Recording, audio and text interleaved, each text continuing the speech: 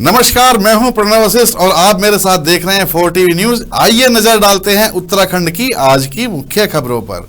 सबसे पहली खबर देहरादून से है, जहां उत्तराखंड में हेलीपैड सेवा का जल्दी होगा विस्तार और नैनीताल और बागेश्वर में भी हेली सेवा शुरू करने की तैयारी तेज हो गई है।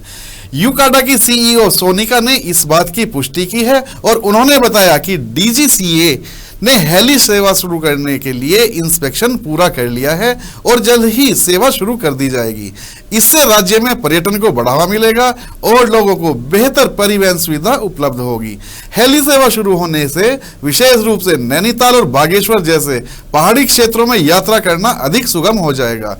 इससे न केवल स्थानीय निवासियों को फायदा होगा बल्कि पर्यटकों के लिए भी सफर आसान होगा।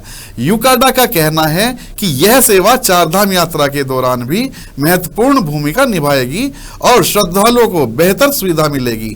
सीईओ सोनिका ने कहा कि सरकार हेली सेवा का विस्तार कर राज्य के दूरस्थ क्षेत्रों को जोड़ने पर भी काम कर रही है। डीजीसीए की मंजूरी के बाद जल्द ही इस सेवा की शुरुआत की जाएगी।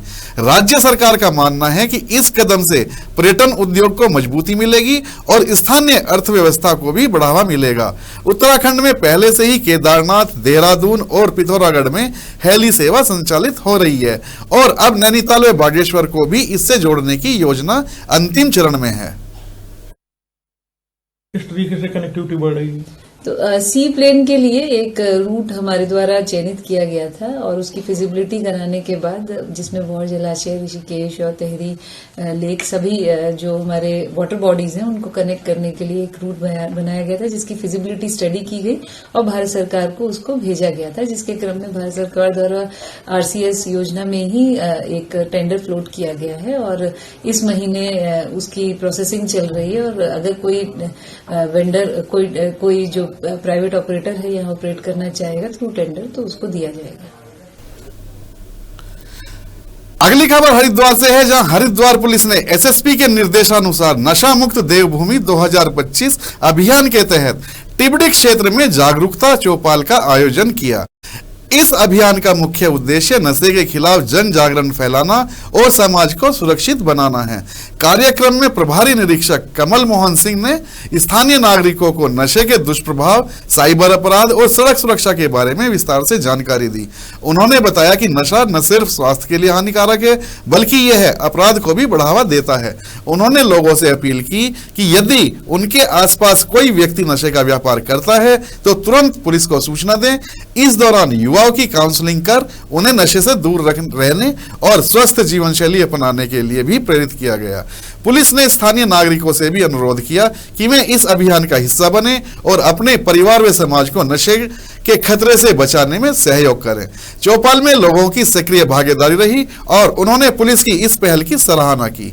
पुलिस प्रशासन ने भरोसा दिलाया कि इस तरह के जागरूकता कार्यक्रम आगे भी जारी रहेंगे ताकि हरिद्वार को नशा मुक्त और सुरक्षित बनाया जा सके। कि आपको केवाईसी अपडेट करनी है, आप ब्रांच में आइए, तो आपका काम है कि ब्रांच में जाना। ऐसा नहीं करना कि मैं बैंक से बोल रहा हूँ, फला बोल रहा हूँ, आपका चाहिए खत्म होने वाला, जैसे मैडम ने अपनी सारी चीज़ें बताई है। इस केवाईसी में, केवाईसी का मतलब क्या है, जो आपके वो कहते हैं कि आपका आधार कार्ड इसमें लिंक नहीं है, आपका पैन कार्ड नहीं है, आपका ये नहीं है, वो नहीं है, 2-4 चीज़ें आपको बताता है। तो वो कि आपको केवाईसी अपडेट करनी है, आप ब्रांच में आइए, तो आपका काम है कि ब्रांच में जाना। ऐसा नहीं करना कि मैं बैंक से बोल रहा हूँ, फला बोल रहा हूँ, आपका चाहिए खत्म होने वाला, जैसे मैडम ने अपनी सारी चीज़ें बताई है। हिंदी सिनेमा जगत के अभिनेता अनुपम खेर और अनिल कपूर धर्मनगरी हरिद्वार पहुंचे, जहां उन्होंने कनखल स्थित हरिहर आश्रम में साधु संतों का आशीर्वाद लिया।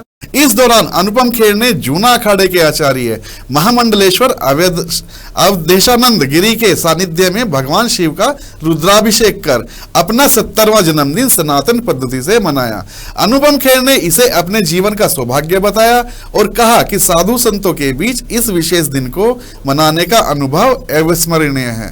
साधु संतों ने भी अनुपम खेर को जन्मदिन की शुभकामनाएं दी और उनके उज्जवल भविष्य की कामना की। इस दौरान अनुपम खेर ने उत्तराखंड के मुख्यमंत्री पुष्कर सिंह धामी की सराहना करते हुए कहा कि राज्य सरकार फिल्म उद्योग को बढ़ावा देने के लिए बेहतरीन प्रयास कर रही है। उन्होंने बताया कि उनकी आगामी फिल्म उत्तराखंड में ही शूट की गई है और इसमें राज्य सरकार का पूरा सहयोग उन्हें मिला है। वहीं प्रधानमंत्री नरेंद्र मोदी को लेकर अनुपम खेर ने कहा कि उन्होंने देश का गौरव पूरी दुनिया में बढ़ाया है। आज भारत वैश्विक स्तर पर मजबूती से अपनी पहचान बना रहा है और इसका श्रेय प्रधानमंत्री की दूरदर्शी नीतियों को जाता है। फिलहाल अनुपम खेर और अनिल कपूर के इस आध्यात्मिक दौरे को लेकर हरिद्वार में खासा उत्साह देखने को मिला, जहां प्रशंसकों ने भी उन्हें जन्मदिन की बधाइयां दी। हमें यहाँ सबका आशीर्वाद मिला और बहुत खुशी है मुझे यहाँ आकर। मेरे दोस्त, मेरे मित्र, कितने सालों से हम दोस्त हैं? बहुत सालों से 40 साल से दो दोस्त हैं। इस आश्रम में आकर अपना पूजा करवाऊंगा ताकि और मेरे जो जितने भी दोस्त हैं, जितने भी मेरे करीबी लोग हैं, उन सबको साथ लेकर एक सनातन तरीके से अपने बर्थडे को सेलिब्रेट करूंगा। आदरणीय अनुपम खेर जी का आज 70वां जन्मदिन है। अनुपम खेर जी भारतीय सनातन संस्कृति, संस्कार, विचारों के पोषक हैं। हमें यहाँ सबका आशीर्वाद मिला और बहुत खुशी है मुझे यहाँ आकर। मेरे दोस्त, मेरे मित्र, कितने सालों से हम दोस्त हैं? बहुत सालों से 40 साल से दो दोस्त हैं। इस आश्रम में आकर अपना पूजा करवाऊंगा ताकि और मेरे जो जितने भी दोस्त हैं, जितने भी मेरे करीबी लोग हैं, उन सबको साथ लेकर एक होली के त्योहारों को देखते हुए हरिद्वार में खाद्य सुरक्षा विभाग हरकत में आ गया है। मिलावटी खाद्य पदार्थों से लोगों को बचाने के लिए खाद्य सुरक्षा विभाग और नगर निगम की संयुक्त टीम ने दुकानों का औचक निरीक्षण किया। यह अभियान बस स्टैंड से शुरू होकर हरिद्वार के मेन बाजार तक चला, जिसमें दर्जनों दुकानों की जांच की गई।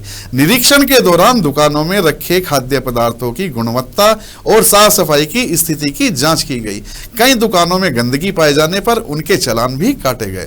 अधिकारियों ने दुकानदारों को साफ सफाई बनाए रखने और मिलावटी सामान न बेचने की सख्त हिदायत दी। जिला खाद्य सुरक्षा अधिकारी का कहना है कि त्योहारों के दौरान खाद्य पदार्थों में मिलावट की संभावना बढ़ जाती है, इसलिए संदिग्ध खाद्य पदार्थों के सैंपल इकट्ठा किए जा रहे हैं और उन्हें जांच के लिए लैब भेजा जाएगा। यदि किसी दुकानदार पर मिलावट पाई जाती है तो सख्त कानूनी कार्रवाई की जाएगी। इस अभियान का उद्देश्य त्योहार के दौरान लोगों को शुद्ध और सुरक्षित खाद्य सामग्री उपलब्ध कराना है, जिससे होली का त्योहार खुशहाल और स्वास्थ्यवर्धक बना रहे। प्रशासन ने जनता से भी अपील की है कि वे मिलावटी और दूषित खाद्य पदार्थों की जानकारी तुरंत संबंधित विभाग को दें ताकि उचित कार्रवाई की जा सके।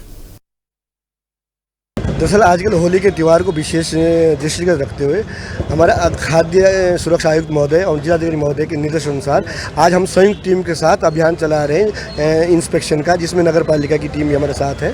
तो हम लोग आज विशेषकर देख रहे हैं जो भी हमारे यहाँ मिठाई की दुकानें हैं, रेस्टोरेंट है और ढाबे हैं और डेयरियाँ हैं। दरअसल आजकल होली के त्यौहार को विशेष दृष्टिगत रखते हुए हमारा खाद्य सुरक्षा आयुक्त महोदय और जिलाधिकारी महोदय के निर्देश अनुसार आज हम संयुक्त टीम के साथ अभियान चला रहे हैं इंस्पेक्शन का, जिसमें नगर पालिका की।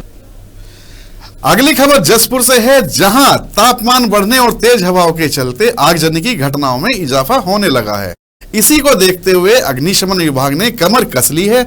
जसपुर के एसएचओ थापा के नेतृत्व में एक सचल दस्ते का गठन किया गया है, जो सरकारी और गैर सरकारी फैक्ट्रियों और अग्निशमन यंत्रों की जांच कर रहा है।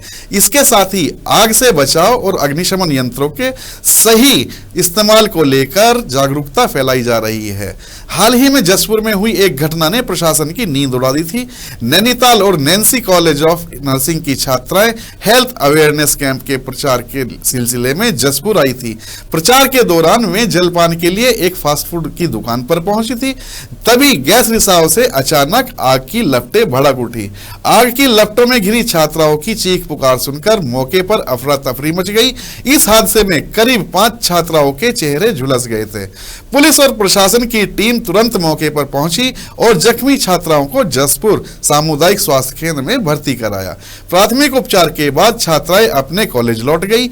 इस घटना के बाद प्रशासन हरकत में आया और आगजनी की घटनाओं को रोकने के लिए सख्त कदम उठाने शुरू किए। फिलहाल अग्निशमन विभाग पूरे क्षेत्र में सतर्कता अभियान चला रहा है और आगजनी की घटनाओं को नियंत्रित करने के लिए हर संभव प्रयास कर रहा है।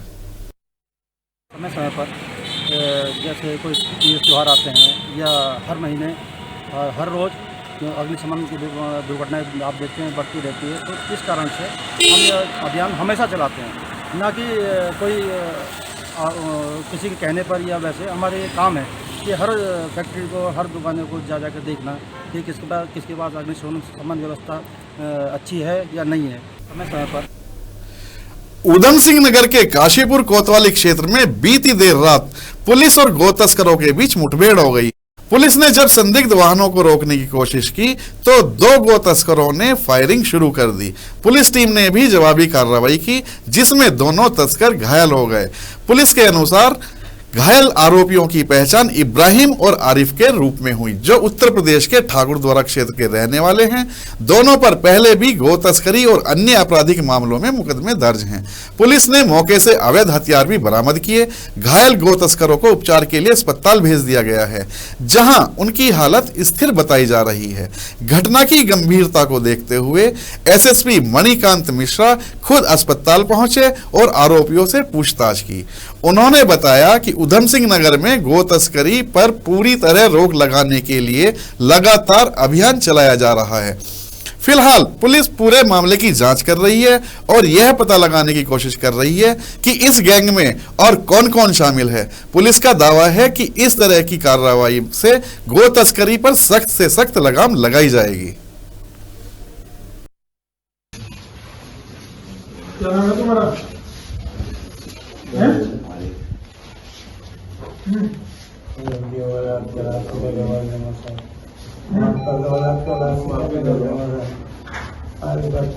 फिर करोगे?